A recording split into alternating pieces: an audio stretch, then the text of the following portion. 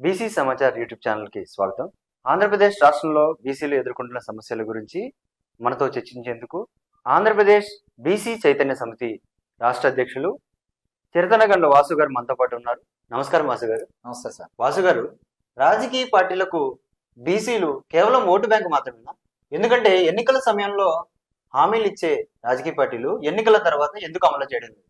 ఆంధ్రప్రదేశ్ రాష్ట్రంలో ముఖ్యంగా బీసీలని, బీసీ సమాజాన్ని, బీసీ జనాభాని, బీసీ ఓటు బ్యాంకుని రాజకీయ పార్టీలు వాళ్ళ స్వప్రయోజనాల కోసం వాడుకుంటున్నాయి. కానీ బీసీలకి నిజంగా న్యాయం చేయటం కానీ, వాళ్ళ దామాషా ప్రకారం రాజకీయ అధికారం ఇవ్వటం కానీ, వాళ్ళ ఆత్మ గౌరవం కోసం బీసీలని సమస్త జీవన రంగాల్లో ముందుకు తీసుకురావటం కానీ ఏ రాజకీయ పార్టీ కూడా చేయటం లేదు. ఇక ముందు చేయమని కూడా అనుకుంటున్నాం. రాజకీయ పార్టీలు బీసీలను విస్మరిస్తానని మీరు ఆరోపిస్తున్నారు. మరి ఎన్నికల సమయంలో ఇచ్చిన హామీలను అమలు చేయించుకోవడంలో బీసీ సంఘ నాయకులుగా మీరు విఫలం అవుతున్నారా? ఈరోజు ఆంధ్రప్రదేశ్ రాష్ట్రంలో ఉన్నటువంటి బీసీ సంఘాలన్నీ కూడా ఈ సమస్యని అధిగమించడానికి రాజకీయ పార్టీలకి వినతి పత్రాలు కాకుండా రాజకీయ ఉద్యమాన్ని చేయడానికి బీసీ సంఘాలన్నీ కూడా సమాలోచన చేస్తా ఉన్నాయి. మంచి బీసీ జేఏసీగా ఈ ఆంధ్రప్రదేశ్ రాష్ట్రంలో ఏర్పడి ఒక బీసీ జేఏసీ ద్వారా ఈ యొక్క రాజకీయ పార్టీల మెడలు వంచి బీసీ ఉద్యమాన్ని ముందుకు తీసుకెళ్లి బీసీలకు రాజ్యాధికారం సుసాధ్యం చేయాలని అన్ని బీసీ సంఘాలు ఆలోచిస్తా ఉన్నాయి. బీసీల మీద అనేక దాడులు జరుగుతున్నాయి. ముఖ్యంగా ఆంధ్రప్రదేశ్ రాష్ట్రంలో బీసీలకు ప్రత్యేక రక్షణ చట్టం అమలు చేస్తామని ప్రస్తుత ప్రభుత్వం ఎన్నికల హామీలో ఇచ్చింది. అధికారంలోకి వచ్చి 2 సంవత్సరాలు కావస్తున్న రక్షణ చట్టం ఇప్పటికీ అమలు కాలేదు. దీనిపై మీ అభిప్రాయం ఏంటి? ఈ రోజు ఆంధ్రప్రదేశ్ రాష్ట్రంలో బీసీల మీద దాడులు అధికమైనవి, ఎక్కువైనవి. అయినా ఈ కూటమి ప్రభుత్వం వచ్చి 2 సంవత్సరాలైనా కూడా బీసీ రక్షణ చట్టాన్ని తీసుకురాలేదు. ఇంకా తీసుకొస్తామని మీనమేషాలు లెక్కిస్తా ఉంది, లీకులు ఇస్తా ఉంది. మా బీసీలకి కావాల్సింది బీసీ ప్రత్యేక రక్షణ చట్టం. దాడులు జరగటం కాదు, కులం పేరుతో అవమానించినా లేదు, కులాలను అనుసరించి సామెతలు వేసి ఆ సామెతల ద్వారా మా ఆత్మగౌరవాన్ని దెబ్బతీసినా కూడా వాళ్ళని చట్టం ప్రకారం కేసులు నమోదు చేసి జైలుకు పంపించే చట్టం కావాలి. కానీ కంటి తుడుపుగా మీరు ఏదన్నా రక్షణ చట్టం తెస్తే బీసీ ఉద్యమం ఎలాగుంటుందో ఈ కూటమి ప్రభుత్వం చూస్తుంది. అంటే అధికారంలోకి వచ్చి 2 సంవత్సరాలు అవుతున్నా అంటే ఇప్పటి వరకు ఉద్యమం చేయకుండా మిమ్మల్ని ఎవరు ఆపుతున్నారు? ఉద్యమం చేయకుండా మమ్మల్ని ఎవరు ఆపట్లేదు. ఆంధ్రప్రదేశ్ రాష్ట్రంలో ఉన్న ప్రత్యేక పరిస్థితుల్లో ప్రభుత్వానికి సహకరించి ఈ ఆంధ్రప్రదేశ్ ప్రభుత్వం ఆర్థికంగా ఇబ్బందుల నుంచి కొంచెం బయటపడి రాష్ట్రం సక్రమమైన రీతిలో దారిలో వెళ్లేటప్పుడు కోసం మేము సమయం కోసం వేచి చూస్తా ఈ ప్రభుత్వానికి 2 సంవత్సరాలు సమయం ఇచ్చాము. ఇంకా 2 నెలలు ఉంది. ఈ సమయంలో గనక ప్రత్యేక రక్షణ చట్టం తీసుకురాకపోతే బీసీల ఉద్యమం ఉవ్వెత్తున ఎగిసిపడుద్ది. ఆ ఉద్యమం దెబ్బకి రాజకీయ పార్టీలు ఎక్కడుంటాయో ఒక్కసారి ఆలోచించుకోవాలి. ఆంధ్రప్రదేశ్ రాష్ట్ర ఆర్థిక పరిస్థితికి బీసీ రక్షణ చట్టాలు అమలు చేయడానికి సంబంధం ఏంటి? అసలు ఉన్న ఇబ్బంది ఏంటి అంటే రాష్ట్రము అనేక కష్ట నష్టాల్లో ఉంది. ఆ కష్ట నష్టాల్లో ఉన్నప్పుడు ప్రభుత్వానికి కొంత సమయం ఇవ్వటం కోసం ఆంధ్రప్రదేశ్ రాష్ట్రం ప్రజలందరికీ మేలు జరగాలి, శుభం కలగాలి, రాష్ట్రం సర్వతోముఖాభివృద్ధిగా ముందుకు వెళ్ళాలి. అందుకని ప్రత్యేక రక్షణ చట్టం హామీని మీనమేషాలు లెక్కిస్తూ ఆలస్యం చేసినా కూడా ప్రభుత్వానికి కొంత సమయం ఇవ్వాలని బీసీ సంఘాలన్నీ ఆగాయి. ఇక నుంచి కరెక్ట్ గా 24 నెలలు అయిన తర్వాత రక్షణ చట్టం గనక తేకపోతే, తెచ్చిన చట్టం కూడా సమగ్రంగా పటిష్టంగా లేకపోతే బీసీ ఉద్యమాన్ని ఈ ఆంధ్రప్రదేశ్ కూటమి ప్రభుత్వం చవిచూస్తుంది. ఆంధ్రప్రదేశ్ రాష్ట్రంలో ప్రస్తుతం 2 రాజ్యసభ స్థానాలు ఖాళీ అయ్యాయి. ఈ 2 రాజ్యసభ స్థానాలు బీసీలు కేటాయిస్తారని భావిస్తున్నారా? ఒకవేళ బీసీలు కేటాయించకపోతే మీ కార్యాచరణ ఏమిటి? ఆంధ్రప్రదేశ్ రాష్ట్రంలో 2 రాజ్యసభ స్థానాలు లేకపోతే 4 ఎమ్మెల్యే స్థానాలు కాదు, 52% బీసీల వాటా కోసం ప్రయత్నం చేస్తాం. మేము పోరాటం చేస్తాం, జన సమీకరణ చేస్తాం. రాజకీయ వ్యూహం ప్రకారం బీసీలకు గనక 52% సమస్త జీవన రంగాల్లో రాజ్యాధికారంలో వాటా గనక మా జనాభా దామాషా, బీసీ జనాభా దామాషా ప్రకారం మా వాటా ఇవ్వకపోతే మళ్ళీ ఆధిపత్య కుల పార్టీలన్నీ కూడా ఓడిపోవడానికి సిద్ధంగా ఉండాలని సందర్భంగా తెలియజేస్తున్నాం. వాసు గారు, సూటిగా చెప్పండి, బీసీలకి ఈ 2 రాజ్యసభ స్థానాలు కేటాయిస్తారా లేదా? ఒకవేళ ఇవ్వకపోతే మీరేం చేస్తారు? మేము ఆంధ్రప్రదేశ్ లో బీసీ సంఘాలుగా, ఎస్పెషల్లీ ఆంధ్రప్రదేశ్ బీసీ చైతన్య సమితి రాష్ట్ర అధ్యక్షులుగా 2 రాజ్యసభ స్థానాలు బీసీలకే ఇవ్వాలి. కూటమిలో ఏ పార్టీ అయినా సరే 3 పార్టీల్లో ఏ పార్టీకి వచ్చినా కూడా 2 రాజ్యసభ స్థానాలు బీసీలకి ఇవ్వాలి. అలా ఇవ్వని పక్షంలో బీసీలకి అన్యాయం చేస్తే రానున్న స్థానిక సంస్థల ఎన్నికల్లో జనరల్ స్థానాల్లో కూడా స్వతంత్ర బీసీలని పోటీ చేసి గెలిపించి మా సత్తా చూపిస్తాం. తెలంగాణలో కూడా స్థానిక సంస్థల్లో జనరల్ స్థానాల్లో బీసీలు గెలిచిన చరిత్ర ఉంది. అంటే స్థానిక సంస్థల్లో బీసీలకు ఏదైతే రిజర్వేషన్ ఉందో వాటిని అమలు చేయడానికి న్యాయస్థానాల్లో కొన్ని అడ్డంకులు అయితే ఏర్పడుతున్నాయి. అంటే ఈ అడ్డంకుల్ని ఏ విధంగా ఈ బీసీ సంఘాలు కానీ బీసీ నాయకులుగా మీరు ఎదుర్కొంటారు? అడ్డంకులు న్యాయస్థానాల్లో ఏర్పడట్లా, దొడ్డిదారులు ఆధిపత్య కుల పార్టీలు అడ్డంకులు సృష్టిస్తున్నారు.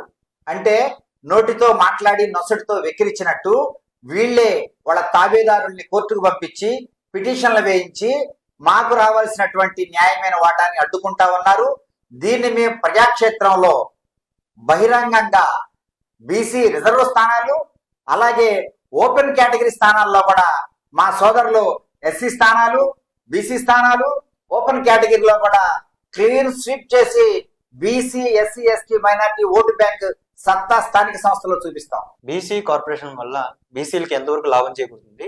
అసలు బీసీ కార్పొరేషన్ వల్ల బీసీలకు ఉపయోగం ఏంటి? బీసీ కార్పొరేషన్ వల్ల బీసీలకి ఆర్థిక స్వావలంబన వస్తుంది, ఆర్థిక ఎదుగుదలకు ఉపయోగపడుద్ది. కానీ ఈ ఆధిపత్య కుల పార్టీలు బీసీ కార్పొరేషన్ కి నిధులు కేటాయించట్ల.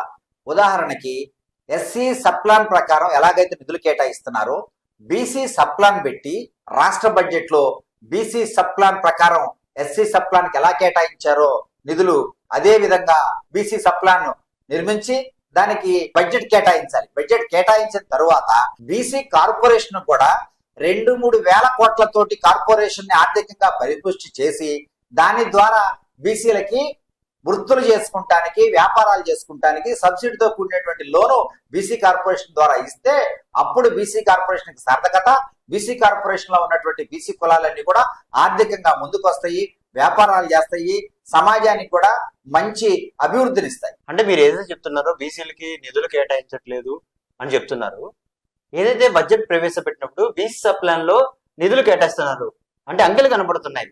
కానీ ఏదైతే కేటాయించిన నిధులు అయితే ఉన్నాయో వాటిని వినియోగించడంలో ప్రభుత్వం వైఫల్యం చెందుతుంది. అంటే లోపం ఎక్కడుందంటారు? ఎందుకనంటే ఈ యొక్క ఆధిపత్య కుల పార్టీలు కూటమి ప్రభుత్వం బీసీలను మోసం చేస్తున్నాయి. బడ్జెట్ లో కేటాయింపులు చూపిస్తారు, అంకెల గారడీ చూపిస్తారు. ఖర్చు దగ్గరకు వచ్చేపాటికే సుమారుగా ఉదాహరణకి 1000 కోట్లు బడ్జెట్ కేటాయిస్తే బీసీలకి దాంట్లో ఖర్చు 100 కోట్లు కూడా ఖర్చు చేయరు. నిజానికి కేటాయించిన కేటాయింపులన్నీ కూడా 100% ఖర్చు చేసి నెక్స్ట్ బడ్జెట్కి వెళ్తారు. కానీ బీసీల బడ్జెట్ లో మాత్రం కేటాయింపులు 1000 కోట్లు ఉంటాయి, ఖర్చు మాత్రం వేళ్ల మీద లెక్కబట్టే 100 కోట్లు కూడా ఉండవు. ఆ విధంగా బడ్జెట్ లోనే బీసీలకు అన్యాయం జరుగుతుందని ఈ సందర్భంగా తెలియజేస్తాం. అంటే రాష్ట్రంలో 50% బీసీలు ఉన్నారు, మరి 50% బీసీలకు అన్యాయం జరుగుతుంది. చైతన్యం కాకుండా ఎవరు ఆపుతున్నారు? బీసీలని చైతన్యం కాకుండా ఎవరు ఆపటం లేదు. కానీ రాజకీయ పార్టీల ముసుగులో ఉన్న కొన్ని బీసీ సంఘాలు వాళ్ళకి తొత్తులుగా తాబేదారులుగా ఉండటం వల్ల బీసీ ఉద్యమాన్ని ఉధృతంగా ముందుకు తీసుకెళ్ళటానికి అదొక అవరోధంగా కనిపిస్తా ఉంది. ఈ అవరోధాన్ని అధిగమించి బీసీలకి బడ్జెట్ లో అన్యాయం జరిగితే ఆ బడ్జెట్ లోనే ప్రభుత్వాన్ని నిలదీస్తాం. అంటే బడ్జెట్ లో బీసీలకు అన్యాయం జరిగినప్పుడు ఏదైతే ఆంధ్రప్రదేశ్ రాష్ట్రంలో ఉన్న వివిధ బీసీ సంఘాలు వాడు ఉమ్మడిగా ఏదైనా ఐక్య కార్యాచరణ రూపొందించుకునే అవకాశం ఉందంటారా? ఉమ్మడి ఐక్య కార్యాచరణ కన్నా కూడా అన్ని సంఘాలతోటి జేఏసీ ఫామ్ చేసి ప్రభుత్వానికి అల్టిమేటం ఇస్తాం. ప్రస్తుత ప్రభుత్వం అధికారంలోకి వచ్చి 2 సంవత్సరాలు కావస్తుంది. ఇప్పటి వరకు మీరు ప్రభుత్వానికి మరి అల్టిమేటం ఎందుకు ఇవ్వలేదు? ఈ ప్రభుత్వానికి కరెక్ట్ గా 24 నెలలైన మరుక్షణం 24 నెలలు నిండిన తర్వాత ఇంకా 2 నెలలు టైం ఉంది. బీసీ సంఘాలతోటి అతిపెద్ద సమస్యల వినతి పత్రాన్ని ఇచ్చి దాని మీద స్పందన కోసం ఒక 2 నెలలు టైం ఇచ్చి స్పందన రాకపోతే అల్టిమేటం ఉంటుందో ఉద్యమం ఉవ్వెత్తున ఎగిసిపెడుద్దో ఆంధ్రప్రదేశ్ రాష్ట్ర బీసీ సమాజం రాష్ట్ర ప్రజలందరూ చూస్తారు. అంటే ప్రభుత్వానికి మీరు ఒక అల్టిమేటం ఇస్తున్నారా? ప్రభుత్వానికి మొట్టమొదటగా మా యొక్క సమస్యల వినతి పత్రం ఇస్తామని చెప్పాం. దాని మీద స్పందన రాకపోతే బీసీ సంఘాల జేఏసీతో అల్టిమేటం ఇస్తామని చెప్పాం. బీసీలలో ఇప్పటికే చాలా కులాలు శాసనసభల్లో కానీ శాసన మండలిలో కానీ అంటే వాళ్ళ ప్రాతినిధ్యం ఎంతో కొంత ఉంది. మరి బీసీలలో ప్రాతినిధ్యం ఉన్న ఆ కులాలు మిగతా బీసీ కులాల గురించి ఎందుకు శాసనసభలో కానీ శాసనమండలిలో కానీ వాళ్ళ సమస్యల పరిష్కారానికి ఎందుకు కృషి చేయడం లేదు? ఇప్పుడున్నటువంటి ఆధిపత్య కుల రాజకీయ పార్టీలు బీసీల్ని విభజించు పాలించు అనే విధానాన్ని అనుసరిస్తూ ఈ యొక్క స్లోగన్ ని ముందుకు తెస్తున్నారు. కానీ బీసీలంతా బీసీ సంఘాలంతా ఒకటే. మా సోదర బీసీలందరినీ కూడా ప్రతి ఒక్క బీసీ కులాన్ని శాసన మండలికి శాసనసభకి తీసుకెళ్లే బాధ్యత అన్ని బీసీ సంఘాలు ఈ రోజున బాధ్యత తీసుకుంటే వీటిని అమలు జరిగేలాగా కార్యాచరణ కూడా రూపొందిస్తాం. అంటే బీసీల్లో ఏదైతే ఉన్నాయో కేవలం కొన్ని కులాలు మాత్రమే అభివృద్ధి ఫలాలు పొందుతున్నాయి, మిగతా కులాలు దశాబ్దాలకు వస్తున్న అభివృద్ధి ఫలాలు పొందడం లేదు, రాజ్యాధికారంలోకి రావడం లేదు అనే ఒక ఆరోపణ అయితే వినిపిస్తుంది. దీనిపై మీ అభిప్రాయం ఏంటి? అందరి అభిప్రాయం, బీసీ సంఘాల అభిప్రాయం, బీసీ కుల సంఘాల అభిప్రాయం, అన్ని బీసీ కులాలకి సమాన ప్రాతినిధ్యం కావాలని ఈ రోజు ఏ కార్యక్రమం తీసుకున్నా, ఏ బీసీ సంఘం పిలుపునిచ్చినా కూడా అదే విధంగా ఉంది. మీరు చూడండి. అంటే ఏదైతే మీరు చెప్తున్నట్టుగా జనాధిక్యత లేని కులాలు వాళ్ళకి నామినేటెడ్ పదవుల్లో సరైన వాటా లభిస్తుందని భావిస్తుంటా? బీసీలు రాజ్యాధికారం వైపు అడుగేసేటప్పుడు జనాభా తక్కువ ఉన్న కులాలని కాదు, ఎక్కువ ఉన్న కులాలని కాదు, అందరూ బీసీలు సమానంగా సామాజిక న్యాయంతో ముందుకెళ్తారు. అంటే నిజంగా బీసీలకి సామాజిక న్యాయం లభిస్తుందని మీరు భావిస్తున్నారు? బీసీలు రాజ్యాధికారం వచ్చిన రోజే నిజమైన సామాజిక న్యాయం అందుద్ది, సామాజిక న్యాయం పొందుతాం. ఈ ఆధిపత్య కుల పార్టీల్లో నిజంగా సామాజిక న్యాయం నేతి బీరకాయలో నెయ్యి చందంగానే ఉంది. బీసీలకి రాజ్యాధికారం కావాలి అంటున్నారు. మరి బీసీలని ఐకమత్యం చేయడానికి సంఘ నాయకులకు అసలు మీరు ఏ స్థాయిలో కృషి చేస్తున్నారు? వాటి ఫలితాలు ఎంతవరకు వెళ్తున్నాయి? ఈ రోజు నేటి పౌర సమాజంలో బీసీ సంఘాలు చేసే కార్యక్రమాలు మీరు చూడండి. బీసీ యువత అన్ని కులాలు కలిసి కార్యక్రమం చేస్తున్నారు. బీసీ యువత అందరూ కలిసి వేదికను పంచుకుంటున్నారు. వేదిక మీద అందరికీ సమాన అవకాశాలు ఇస్తున్నారు. తద్వారా రాజ్యాధికారం సాధిస్తారు. రాజ్యాధికారంలో కూడా 100% సామాజిక న్యాయం, సమసమాజాన్ని ఈ ఆంధ్రప్రదేశ్ రాష్ట్రంలో చేయగలిగేది ఒక్క బీసీ సమాజం మాత్రమే. అంటే జనాభాలో 50% పైగా బీసీలు ఉన్నారు అంటున్నారు. మరి 50% పైగా ఉన్న బీసీలు అగ్రవర్ణ పార్టీలు సీట్లు కేటాయిస్తాయా, నామినేటెడ్ పదవులు ఇస్తాయా అని ఎదురు చూడకుండా ఒక ప్రత్యామ్నాయ రాజకీయ శక్తిగా ఎదిగే అవకాశం ఉంది రాబోయే రోజుల్లో ఉందంటారా? గతంలో రాజకీయ పార్టీలని సీట్లు అడుక్కుంటా ఉన్నారు అనేటువంటి అపవాదు నుంచి ఒక చిన్న మాట మాన్యవర్ కాంశీరామ్ గారు చెప్పారు, ఓట్లు మావి సీట్లు మీవే అని. ఆ నినాదాన్ని ఈ రోజు ఆంధ్రప్రదేశ్ రాష్ట్రంలో ఉన్నటువంటి బీసీ యువత మొత్తం గుర్తించింది. 50% ఓట్లు మావే, 50% సీట్లు మావే.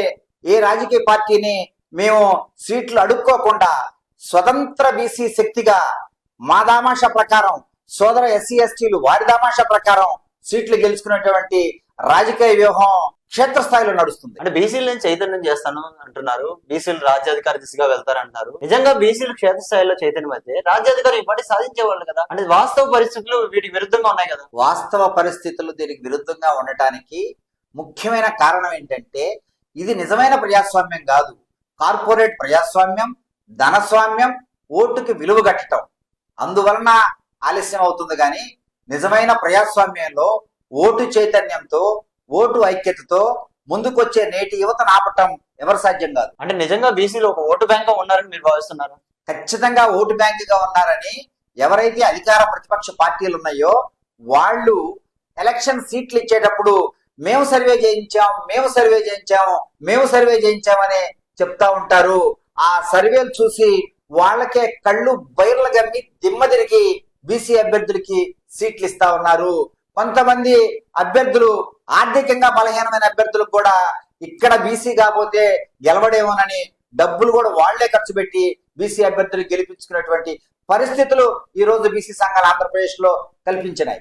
గత ప్రభుత్వం కావచ్చు లేదా నేటి ప్రభుత్వం కావచ్చు, మీరు చెప్పినట్లు బీసీలు అంత చైతన్యం ఉంటే ఎంతమంది బీసీలకి సీట్లు ఇచ్చారు?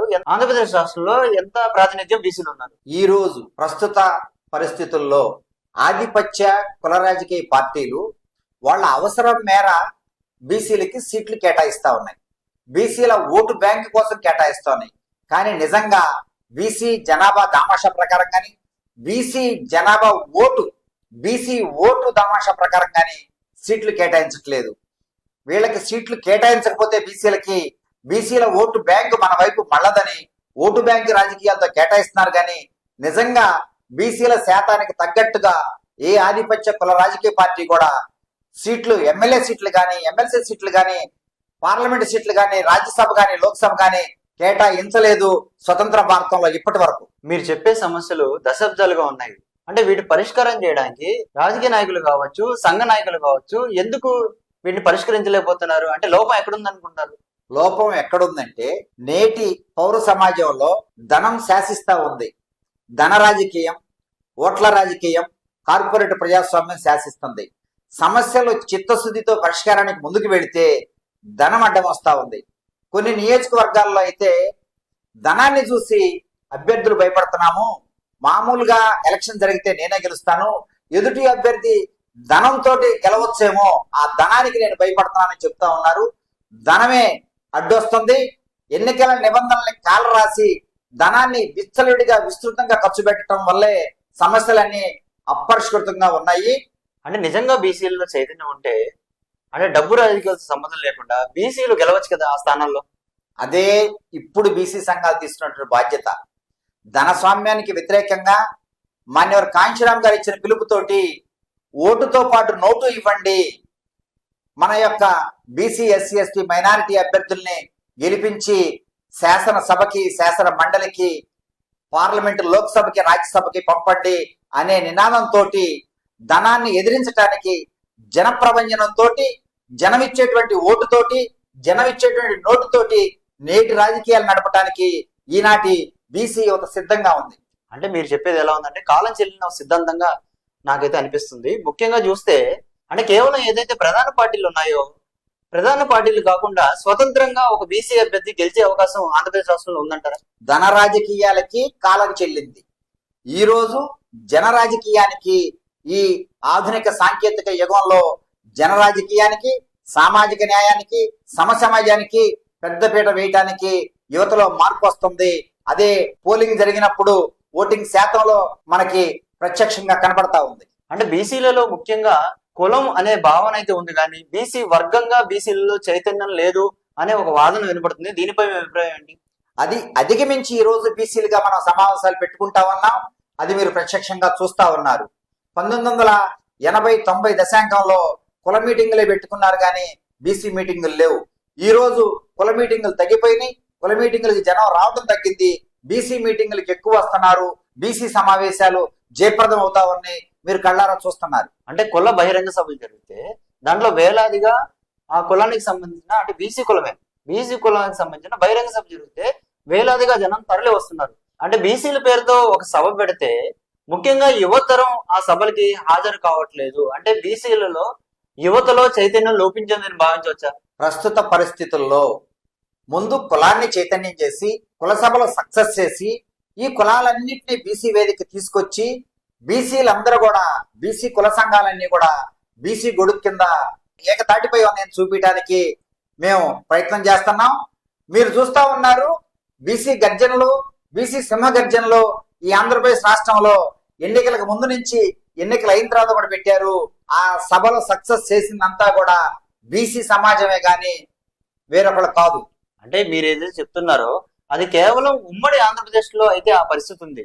అంటే ప్రస్తుతం తెలంగాణ, ఆంధ్రప్రదేశ్ రాష్ట్రాలకు విడిపోయిన తర్వాత తెలంగాణలో బీసీ ఉద్యమం ఉవ్వెత్తునుంది, కానీ అంటే ఆంధ్రప్రదేశ్ రాష్ట్రంలో బీసీ ఉద్యమం ఆ స్థాయిలో లేదనేది ఒక గ్రౌండ్ రియాలిటీ. దీనిపై మీ అభిప్రాయం ఏంటి? త్వరలో బీసీ ఉద్యమం ఎలా ఉంటుందో, బీసీ సభలు ఎలా ఉంటాయో ఒక్క 6 నెలలు ఆగి 2028లో మీరు చూస్తారు. 2028లో బీసీల సభలు, సమావేశాలు, సింహగర్జనలు ఎలాగుంటాయో ఈ యొక్క ఆంధ్రప్రదేశ్ రాష్ట్రం మొత్తం కళ్ళారా చూస్తుంది. బీసీలు చైతన్యం అయ్యాయి అని మీరు అంటున్నారు.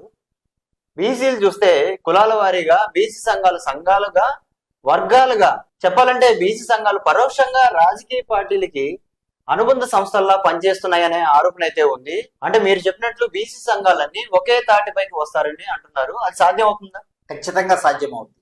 ఎందుకనంటే ఇప్పుడు మా బీసీ సీనియర్ నాయకులు, బీసీ మేధావులు, బీసీ పెద్దలు, బీసీ సంఘాలలో అపారమైన అనుభవం ఉన్నటువంటి, అంటే ఒక 40 సంవత్సరాలు, 30 సంవత్సరాలు, 25 సంవత్సరాలు ఈ బీసీ సంఘాల్లో పనిచేసినటువంటి సీనియర్ నాయకులు అందరూ, బీసీ మేధావులందరూ కూడా రాష్ట్ర వ్యాప్తంగా ఉన్నటువంటి బీసీ సంఘాలని, బీసీ కుల సంఘాలని, పార్టీలకు అనుబంధంగా ఉన్న బీసీ సెల్స్ లో ఉన్నటువంటి అసంతృప్తులు ఉన్నారు.